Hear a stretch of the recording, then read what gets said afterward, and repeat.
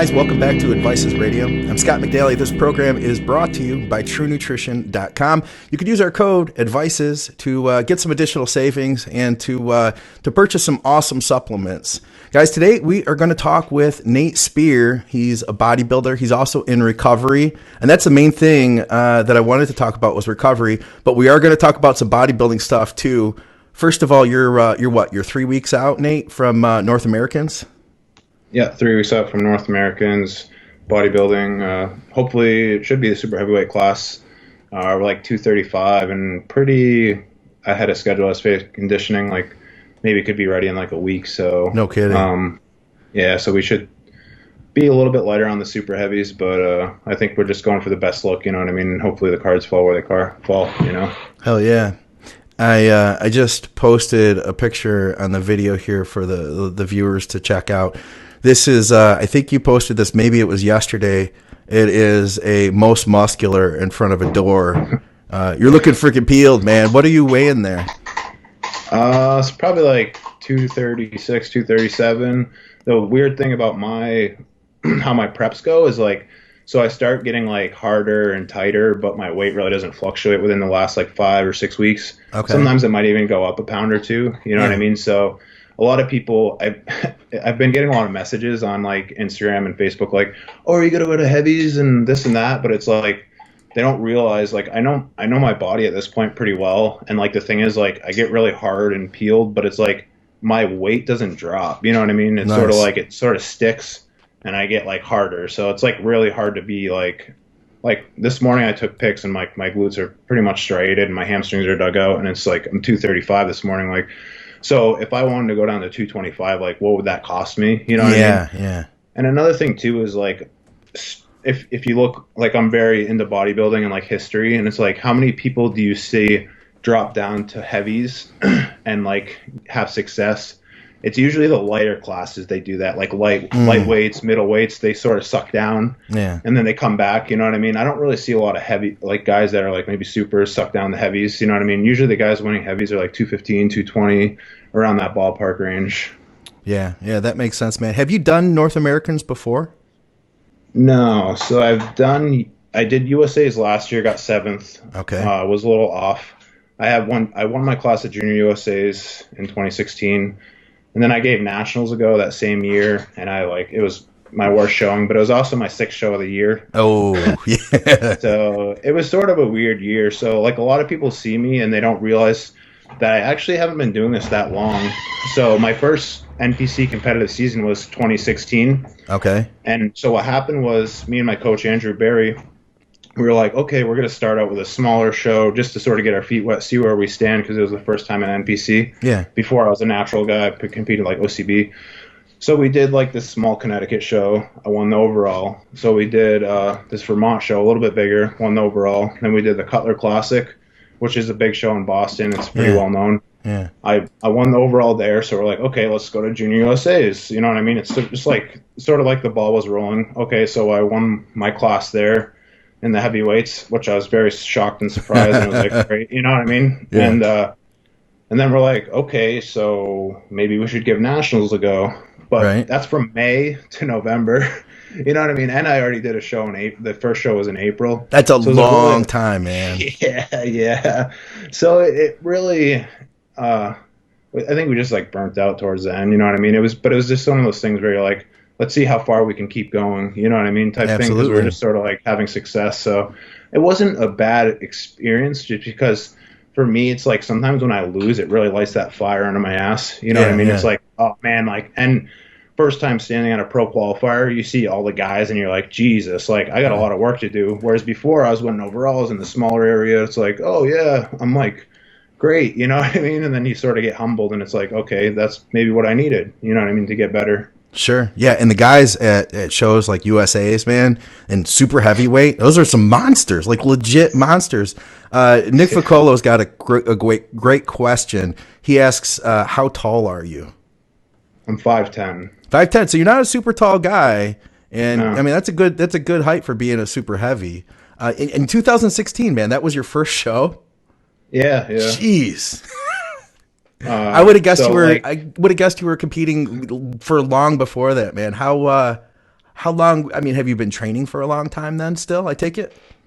No, so I really actually started weight training in like 2013. Okay. And like, so funny story is actually my sister she's my half sister. Yeah. So she's a lot older than me. She was actually a bodybuilder too. She did USA's in like, I think 89 or 90. Oh, nice. So I sort of like had the genetic awareness, I guess you'd say. Like I saw my sister and I was like, when I started weight training, like obviously I responded very quickly and I was like, and then I knew my sister was into bodybuilding. So I was like, oh, I might be good at this thing. You know what I mean? Type. So. Yeah.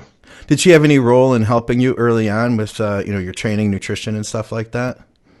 Not really. Cause she actually, is pretty cool because she was like so old school. So when she was 21, she was in New Hampshire and she just moved to California because she wanted to pursue her bodybuilding career. And, back then, you moved to California. Yeah, yeah. You know what I mean? It's Orange County. So she's still out there. She would come back home like on like vacations or holidays or whatever. Yeah. And she'd come back with like her big crazy jack boyfriend. And I would always be like, damn, like, and she was like ripped. You know what I mean? I'm like 12 or 13. You know what I mean? So it was pretty cool seeing when I was younger. Yeah, that is cool. That's it. I've had like similar memories from being a kid, and I remember a lot of those things were kind of some of the early seeds. I was just telling somebody earlier today, I had gotten into recovery, after a long time of using drugs and alcohol on and off. And when I did, one of the thoughts I had was, man, I remember how much fun I had because I lifted weights as a kid and my dad and my mom were into it and all their friends were bodybuilders. I remember watching Pumping Iron on VHS with my dad and his buddies like at 8 years old. And I remembered like, man, I had so much fun. I wonder if I could still, I wonder if it's too late for me to go down that path, Yeah. And I feel like, our topic here, guys, we're talking about recovery. I feel like bodybuilding is something that has been a really big part of my recovery. Can you tell me a little bit about how bodybuilding plays into your recovery and staying away from drugs and alcohol? Oh, totally. I mean, honestly, like, I just love the lifestyle of bodybuilding because it's so regimented and it's so everyday. So, like, it's like every day, like prepping my meals, having that sort of groundhog lifestyle. Like to some, it might be like boredom or they might say, how do you do it? But for me, it really keeps me on track and really keeps me focused on my everyday life. And it sort of keeps me headed in the right direction per se. And there's always, with bodybuilding, you can never not have a new goal. You know what I mean? So there's always like, if I win or I lose, I always got to get better. You know what I mean? That's why I like competing. It sort of lets you know where you're at. And then you go back to the drawing board. But there's like always new challenges. And there's always like, you can always, even if there's small goals, like there's always a goal. You know what I mean? Like every day, if you're really into bodybuilding, there's always some kind of goal. Like, oh, maybe I want to put on 2 pounds of tissue this year, or oh, maybe I want to like squat 500 pounds or et cetera. You know what I mean? Absolutely. Yeah. It just really keeps you like regimented, you know what I mean? And I think a lot of people with addiction, it sort of helps you after, you know what I mean? Cause it's really, like say you get clean and sober. It's like, what do I do now? You know what I mean? And it's very easy, to get bored, or they say, what is it? The idle hands is like the devil's playground or something. So it's like you always sort of got some kind of task going on. You know what I mean? So it keeps your mind and you're self occupied, I think. Yeah. And how long have you been clean now? 7 years now in July. 7 years. Yep. Congratulations, man. And it's a huge change. It's a huge, it's more than just a decision. It's a decision, but then it's followed by a lot of actions that you've been doing every day now for 7 years, man. And tell me a little bit about what life has been like now in this last 7 years compared to what life was like before. And I'm not even asking like the drug stories and the horror stories, but I think the thing that we don't really see is like for me, for instance, I'll give you an example, is that I've realized the importance of being responsible in my life and having organizational skills. Because if I don't have those things, then my life is going to go into chaos. And if I go into chaos, that's where I get myself into trouble. So for me, it's like those little things. Those are things I didn't expect. I thought, oh, I'm going to quit using drugs and alcohol, you know. But in turn, I've become a better person. I guess I've grown up. Can you talk a little bit about this last 7 years? Totally. And I come across a lot of people that are maybe reaching out for help. They want to change, but a lot of people, it's verbalization. Like, you need to really, okay, like, I want it, but like, now I need to put it into action. You know what I mean? So for me, like, a big thing was like, because I've already, before this sobriety date, I already had been to rehabs. I had already been to jail. I was homeless, and sort of like, how do I do this? You know what I mean? But I finally, for me, I came to a place where I was so broken internally, spiritually.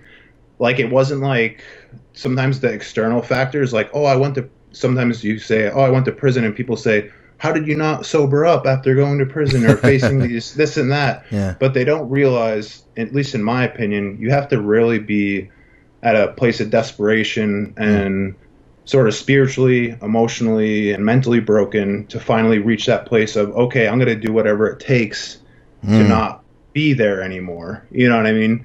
So for me, what that was is, okay, I'm going to do whatever they tell me to do as far as like the sober house, the AA meetings.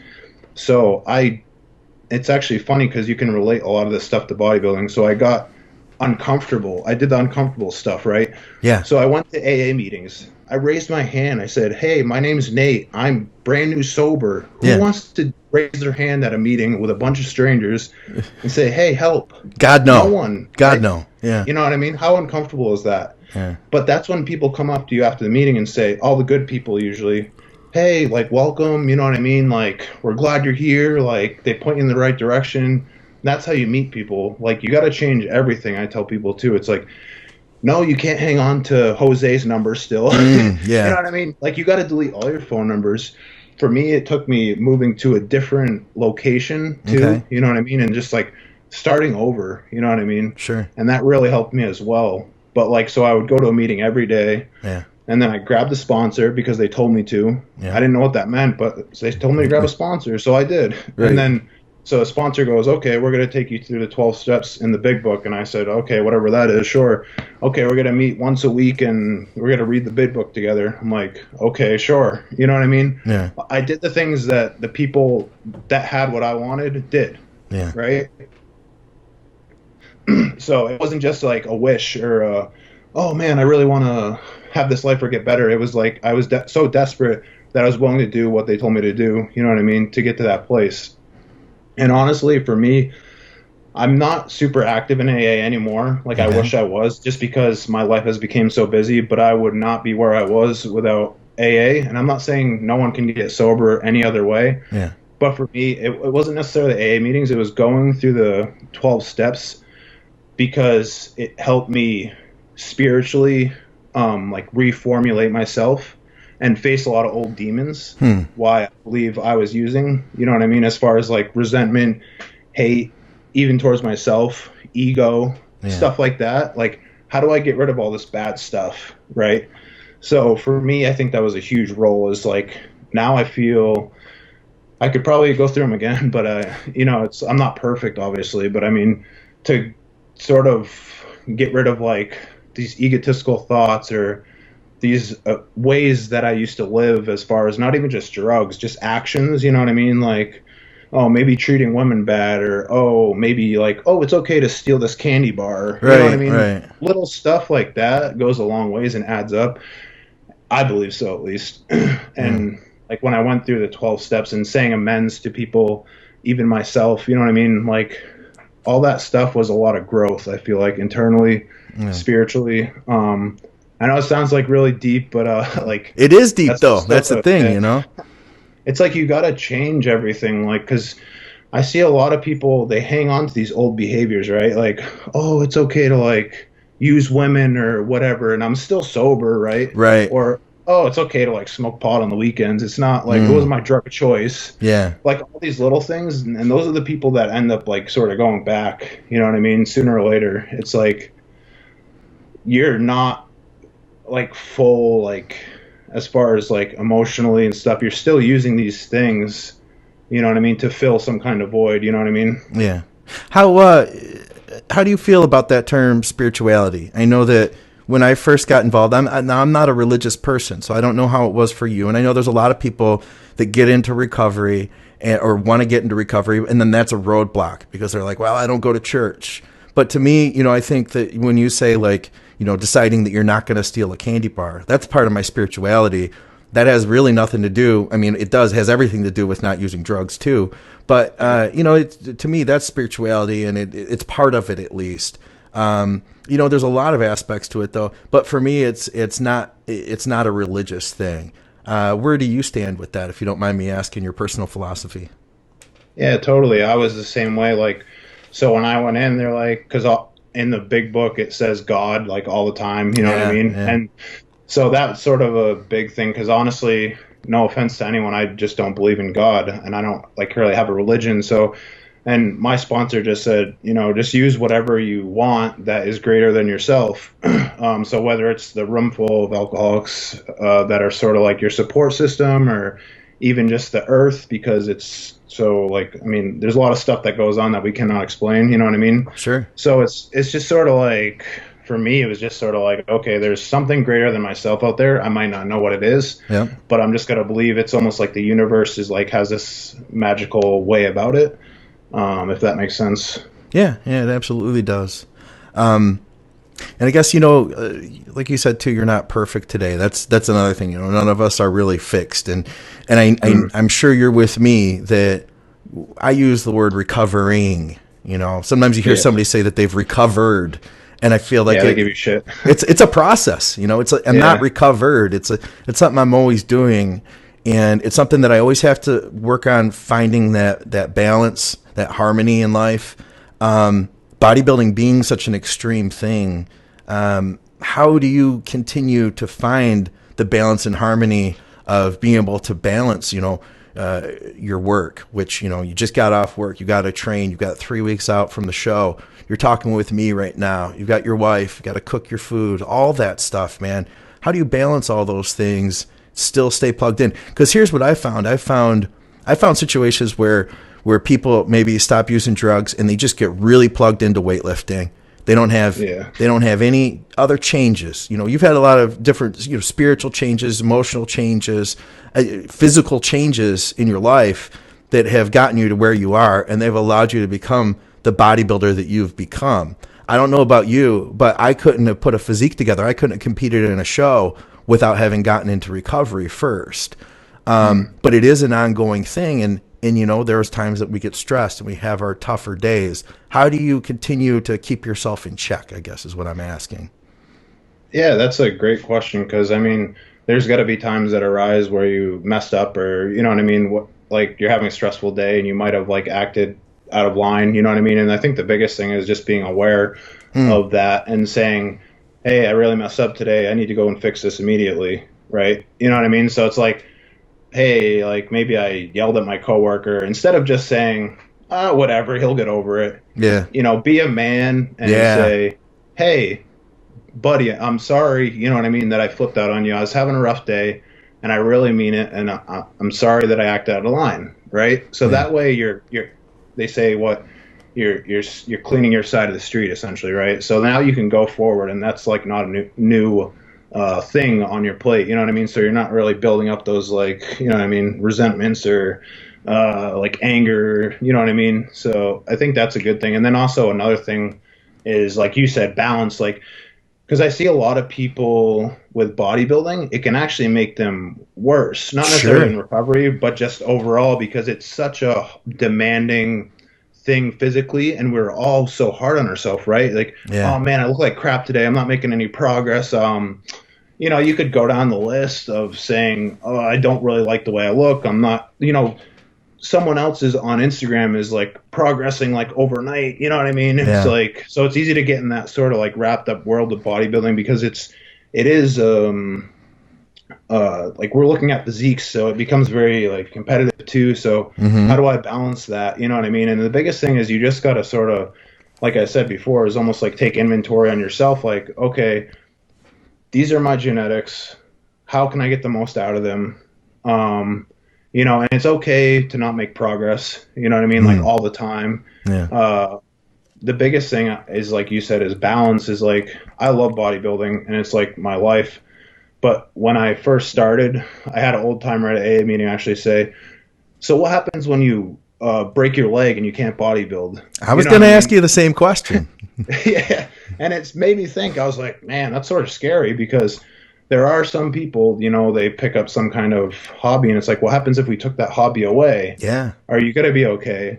And at this moment, at this time, I would like to say yes, but it's hard to say if I would or not. You know what I mean? Because my life is so revolved around bodybuilding. It's positive right now, but it's like you said, what happens if you can't bodybuild? Yeah. You know what I mean? So to be honest with you, I really don't know. I mean, I would probably obviously get really back involved in AA and like get a home group and stuff like that and try to really, I should do that anyways, but it's time is, you know, so hard, because like they say too, it's like, don't let the things that you get, whatever, take you out of AA, right? Or out of that sort of like foundation. Yeah. Because it's easy to like, you start getting all these things, right? You're like, oh man, I got a nice job now, I got a nice car or whatever, you know what I mean? Like, my life's going great. Like, you don't really have time now because all these things are coming back into your life. So it can be easy to like sort of forget, like, sure, where you came from. Yeah, totally. Yeah, I did get hurt. Now, this is before I got into recovery. I went through treatment in 2005. I got out and I started lifting weights, and I was like, you know what, this is going to be my identity. That's when I made that decision. I was like, I had so much fun when I was a kid and a teenager doing that. I'm going to get back into it. And within a year, I had hurt myself bad. Like, I couldn't train. Like, I made some good progress too, but I couldn't train either though now. And I ended up like, it was bad, like SI issues, down my legs, pain every day. I couldn't hardly work. You know, I screwed myself up and it was stupid. Yeah. And I probably had overtrained because I was being too abusive with my training to begin with, you know. It was probably something I could have avoided. But then that took me right back out though. And it took me another 2 years before I actually was able to make the commitment. Like, I wanted it, but I couldn't keep it. And then I couldn't keep bodybuilding, you know, I couldn't keep that either because without that recovery, then I found, you know, it was during that period of time, before I had hurt myself, that I had toyed with the idea of competing and had tried dieting and stuff. I wasn't good at it yet. I didn't have the follow through, you know, and it was once I had gotten into recovery, after a few years, then I was able to keep myself together because of all the tools I had learned how to focus in everyday life. You know, I needed that stuff, you know, in order to be able to get there. So I would like to think that if I couldn't train today, that I would be able to maintain sobriety. I do think that I will say, I feel like, you know, there's a balance. I've heard, you know, Dusty Henshaw, when I interviewed him, he used the word harmony. He said he doesn't believe in balance. He thinks there's a harmony and I get it. Cause like, if you think about it, man, where you're at right now, 3 weeks out, it's hard to call what you're doing balanced, you know? Everything has to go to the show. There's so much energy, right. But at the same time, you also know that after the show, you can dial that back. I think my thought has kind of been to dial it back then post show and be able to reclaim some of the, you know, say, give more attention to my significant other, give more attention to other areas of my life, you know, all that kind of stuff. And I think that for me, that's the best I've been able to do to create like the most balance that I can. Because it's a tough place, man, where you're at right now. There is no such thing as balance at this moment, you know? Yeah, it's hard at work and you're like, oh man, I know I'm dragging ass and not giving my all, you know what I mean? Or whatever. It's like, so definitely, like, usually after a show, I try to be like, I'll work extra hard at my job and then go out on more dates with the girlfriend or, you know what I mean? Like, yeah. Do you guys have any plans set up post show? Anything that you guys are going to do together that's non-bodybuilding related yet? I mean, we want to go down to Boston, like, after the show, because we're sort of in a smaller area, but Boston's like a couple hours away, and go down and grab something nice to eat, maybe see like a theater show or whatever like that would be nice, you know? That's a great idea. It's like, yeah, Pittsburgh's, I mean, It's a nice venue. I've been there before. I haven't competed there, but it's not like where like USA's you go to Vegas or like Yeah. Nationals is Miami. You know what I mean? So it's not like there's a whole bunch I feel like to do, but because you're Yeah. in Pittsburgh, but it's a good venue. So It's a cool town though. It's fun to yeah, walk around down there. They've got good food too, so yeah. I'm sure you're gonna enjoy yourself. I Oh something about that venue is really cool too. I like it there. yeah, it's well run too. You know what I mean? Just the Absolutely. whole setup is so good. Yeah. Absolutely. Man.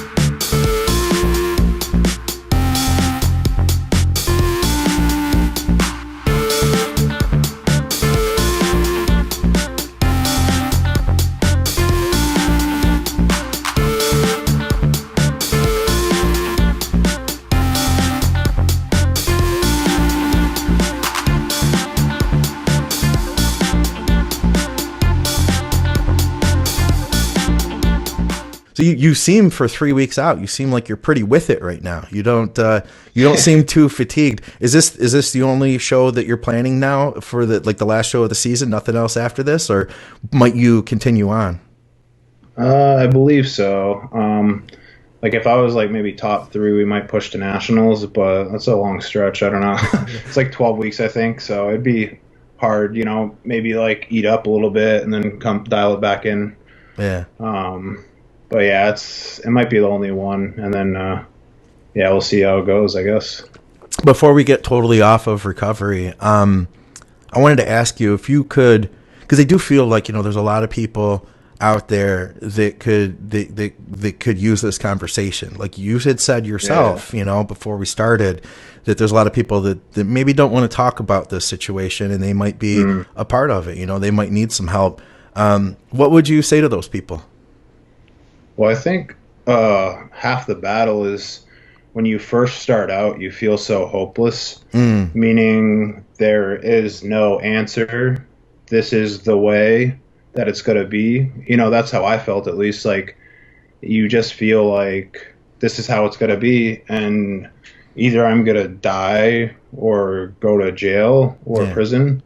And I think the biggest thing is, like, if more people can speak out on their success, it can sort of shed a light and give a little bit of hope, especially the more backgrounds that are sort of like available within those successes. Like, so like for instance, like someone might relate a little bit better to me, maybe because I'm not young, but I'm younger, you know what I mean? Or how old are you? Maybe I didn't even ask you at the beginning. How old are you?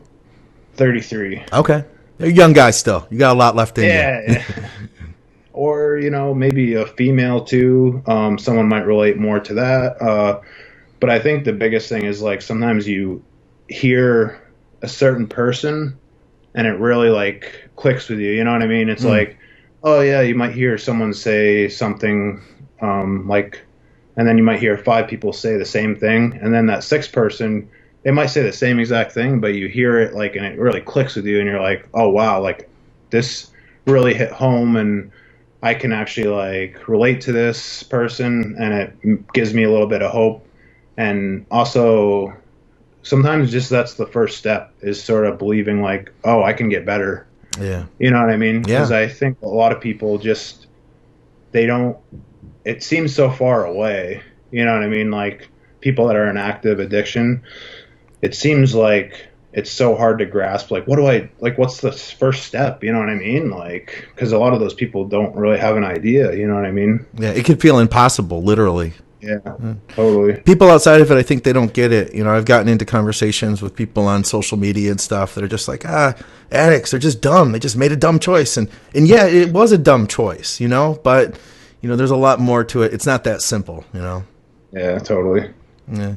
You were saying too about, just the quality of life that you have now, the happiness that you found, well, what do you think the root of it all is? Because I feel like for me, it's that void. There was that emptiness, me looking for something, and outside of myself. We talk about that in recovery. Looking for something outside of ourselves to make ourselves happy, and I guess a lot of recovery is about becoming content. Content with where we are and with what we have. Can you talk a little bit about that? Yeah, I mean, I think for me, like the reason why maybe drugs played such a huge role was even younger. I always remember I was never comfortable in my skin. I always felt like, it was funny because I was always popular and I was athletic and whatnot, but I always felt like I'm not like good looking enough. I'm not, funny enough. I'm not this and that. And I always felt like in my own skin, like people would look at me and say, oh man, this guy's popular. And then inside I was like, really felt like I was like rotting away and not happy at all. And I was like itching to get out of my skin. You know what I mean? And then, so when I got introduced to drugs, it was like a peace and a calm at first of, I'm relaxed, I'm comfortable, I feel really good. This is like sort of nice. Yeah. And then unfortunately that sort of like doesn't last forever and it sort of unfolds into what we know as addiction. But so I think the place that in recovery is like, and that happy place is getting comfortable with yourself without all those other, say, medications or even actions or behaviors. Being sitting in a room with everything off and saying, wow, I'm content. I feel good. I don't need to do this or that. My mind isn't going crazy. It might go crazy a little bit here and there, but right. It's like there's a feeling that I have now where I'm happy with myself and I can be by myself and be like just okay. Right. So I think, but all those things that I talked about earlier is how I got to that place. Okay. So I think that's the biggest thing as far as long lasting recovery is finding that sort of happiness, contentness of not necessarily like, oh, I got this nice job and I got all these things back. I'm happy and I'm content and I'm okay living inside of my own skin. Right. Yeah. Yeah, that's a huge aspect, man, and yeah, it is. That's the undertaking. I remember seeing this rug that I wanted when I got into recovery, and it was more money than I could afford at the time. It wasn't like super expensive for a rug, but it was like $200 or $300. And I told myself, I was like, you know what, you don't really want that rug because if you got it, like a month later, I'd just be walking on it and I wouldn't think about it anymore, But it looked so cool. I thought like it looked so good in my living room, and we can get so caught up in that stuff and so caught up in all these different trappings, I guess, of the world. It's still hard, it's hard, man, especially like bodybuilding is such a superficial thing, it's so physical and it's fleeting. And to think like, oh man, I feel like we have to be careful too with that because it can become an easy obsession to say push ourselves too far, do things that might hurt ourselves, either in the gym or through supplementation. Is that so? I'm sure that's something you probably have to keep yourself in check with.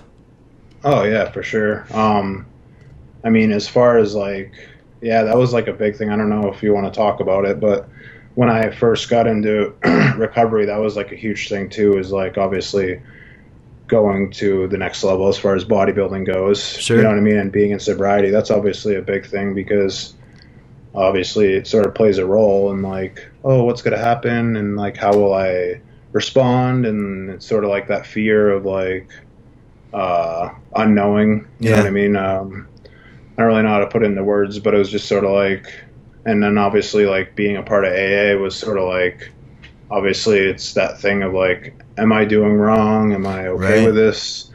Am I sober? You know what I mean? Yeah. Like, cause some people will say, oh, you're not sober. You know what I mean? So I guess it's hard to put into words, but I mean, I feel okay with it. It's just sort of like, I don't feel like I'm, altered as far as like, mentally or, like spiritually or anything like that. Is that something did you talk about that with your sponsor? No. At the time, it's a tough one to bring up, Yeah, totally. But I mean, at the time I was already like, I think I had like 3 years before I sort of hopped on and I moved areas. So I didn't really have the same sponsor that I went through the steps with. And it was sort of just a thing that I really didn't like bring up in the meeting as far as their aspect. Yeah. But I was definitely like pretty open and honest as far as like my significant other and anyone like close to me. I didn't want to feel like I was hiding anything. Yeah. You know what I mean? Yeah. It's a hard subject because a lot of people obviously are uneducated as well. Yeah. So even if not AA, it's hard to, you know what I mean? Like normal people, you know what I mean? So yeah, one of those things can be a little tough to talk about. I remember, I did talk to my sponsor about it. I remember another guy who was in recovery, and he had said, obviously he was one of the people who didn't know anything. Now, my sponsor did support me. I talked to him about that all the way through. But this other guy, I remember him saying specifically, he was like, no, he's like, you can't tell me that when you take that, you don't get like a rush. You don't like, it's got to be like something physical in his mind. Like I guess you take something and then you go in the gym and you're all pumped up, all of a sudden. And, a lot of misconceptions. I think the thing that well, let me ask you, what would you say? Because I've gotten the question before from people. I'm pretty open about being in recovery on the podcasts, and I've had people ask me like, what do you think about using anabolics in being in a recovering addict or alcoholic? How would you respond to somebody in that situation? What would be the questions you would ask them first if you didn't know them? Oh, if they were asking me? Yeah. Yeah. How would you respond to them?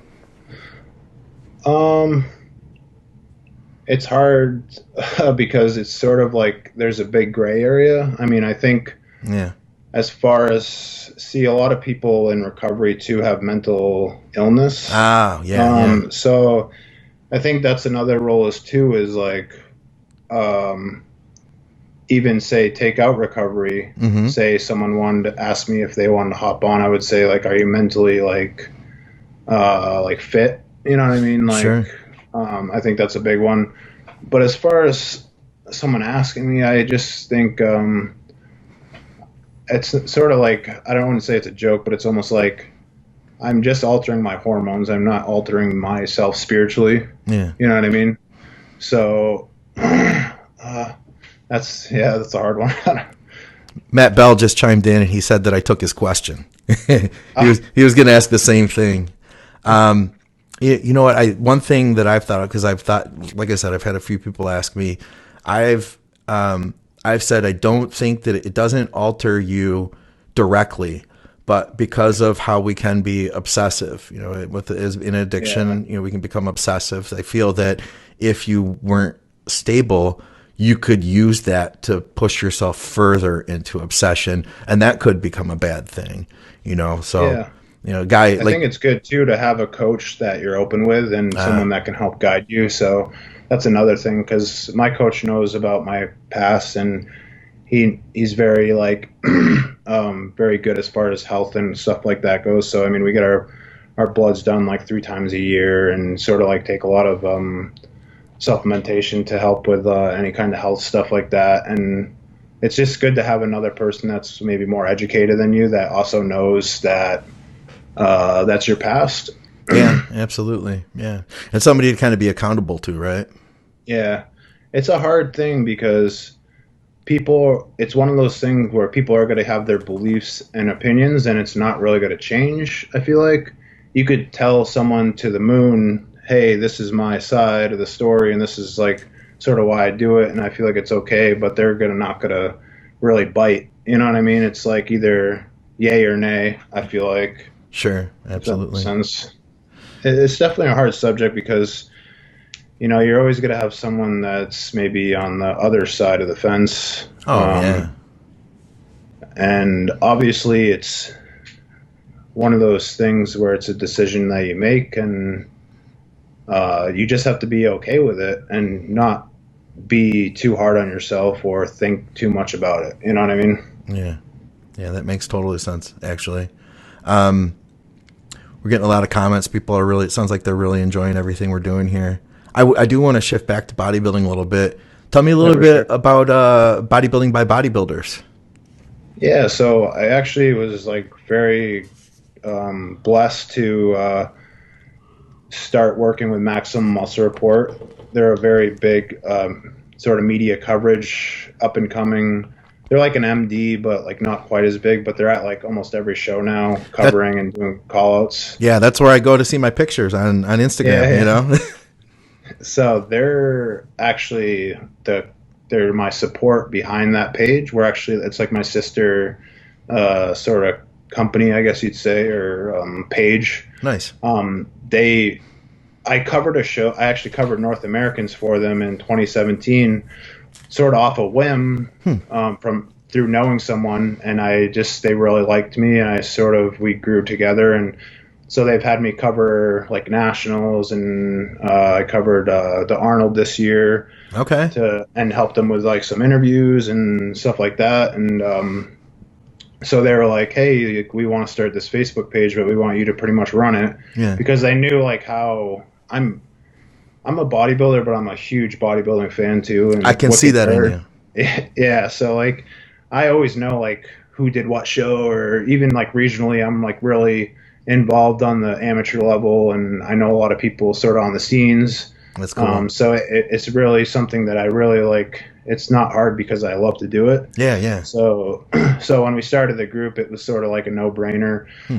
Pretty much we just like sort of keep everyone updated in the bodybuilding world, especially seems like there's some stuff on Instagram, but there's not a lot on Facebook. Yeah. And it's more of like a group discussion, whereas Instagram can sort of like hinder that option, you know? Yeah, absolutely. There's a real positive feel to the page too. That's the thing I like about it. I've had this thing lately, man, where I've just, some of the negativity, which you're gonna find that in any group of people, but some of the negativity in bodybuilding had just been like putting me off, and so I'd kind of been keeping to myself a little more. But it's seeing groups like Bodybuilding by Bodybuilders that makes me like. It reminds me, like I said before, man, when I said I was a kid and thinking about what I loved about the sport, that's what I think about when I think about the page. Who do you have for the Olympia? Who do you think is going to be like, let's just say like top three maybe? I really like Brandon Curry. I got to see him at the Arnold, and he's really impressive. Like I would like to see a little more glute ham maturity, like because if you look at like William Bonac and Dexter Jackson, like their glutes and hams are just like nuts. Yeah. So I think Brandon Curry, if he brings that up a little bit, it should be. I think he could take it away. But I mean, so I would say number 2, Bonac.